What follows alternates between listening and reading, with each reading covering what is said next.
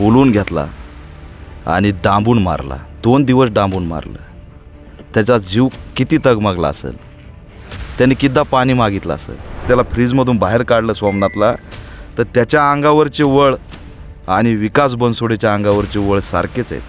काळं निळं हुस्त मारलं आणि दोघांचेही पोस्टमॉर्टमचे रिपोर्ट सारखेच आहेत.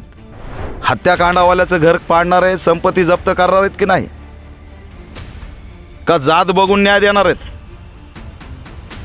त्याच्यामुळे त्याची संपत्ती जप्त झाली पाहिजे. विकास बनसोडेची गेल्या काही दिवसापूर्वी आष्टी येथे निर्घृणपणे हत्या करण्यात आलेली होती आणि त्याचं हत्येमागचं कारण असं सांगण्यात आलं होतं की ते प्रेम प्रकरणावरून हत्या करण्यात आल्याचं हे कारण मोठं समोर आलं होतं. पण ह्याच विकास बनसोडेच्या कुटुंबियांना अद्यापही कोणी भेट द्यायला आत्तापर्यंत राजकीय नेते वगैरे कोणी आले नाही आणि त्यातच आज दीपक केदारे आज ते ह्या कुटुंबाच्या सातवणपर भेटीला आलेले आहे. तर बाई काय सांगाल, एकंदरीत काय परिस्थिती आहे? हा एकदम वाईट आहे हो. एवढा चांगला पोरगा आमचा मारून टाकला त्याने.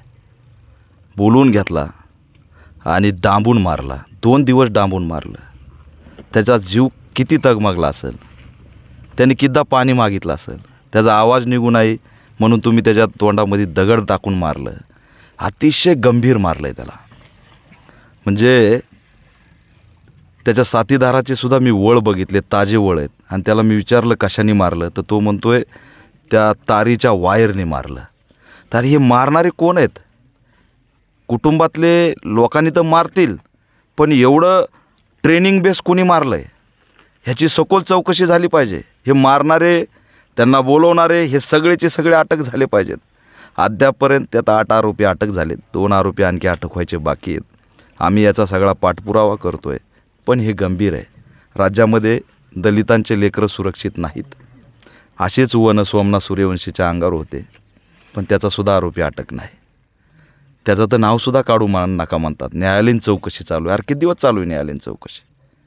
त्यावेळेस मी घाटी रुग्णालयामध्ये त्याला फ्रीजमधून बाहेर काढलं सोमनाथला, तर त्याच्या अंगावरचे वळ आणि विकास बनसोडेच्या अंगावरचे वळ सारखेच आहेत. काळं निळं हुस्त मारलं आणि दोघांचेही पोस्टमॉर्टमचे रिपोर्ट सारखेच आहेत. त्याचा आणि याच्या रिपोर्टमध्ये एक लाईनसुद्धा बदललेली नाही. म्हणजे काय पद्धत आणली तुम्ही? कायदा व सुव्यवस्था कुठं आहे? या आरोपींना भीती कुठं आहे कायद्याची? पोलिसांचा धाक का वाटत नाही? जेलची भीती का वाटत नाही? न्याय द्यायचा तर तुम्ही डायरेक्ट सगळी कायदाच हातात घ्यायला लागलात. ही कोणती परंपरा महाराष्ट्रात सुरू झाली? भयंकर मारलं आहे. सुदैवाने हे कुटुंब वाचलं. त्यांनासुद्धा बोलत होते. त्यांना का बोलत होते विचारा ना त्यांचा रिमांडमध्ये. या सगळ्यांना संपून टाकायचं होतं. ऊसतोड मजूर केली सोबत तो मुकादम होता यांचा. 5 वर्षाचं त्यांचं त्या ठिकाणी संबंध होते. 5 वर्ष ते व्यावहारिक जुळलेले होते. अचानक तुमच्या डोक्यात राग येतो. 5 वर्ष तुम्ही त्याच्याकडून फुकट राबून घेतलं. त्याला किती पैसे दिले सांग ना म्हणावं.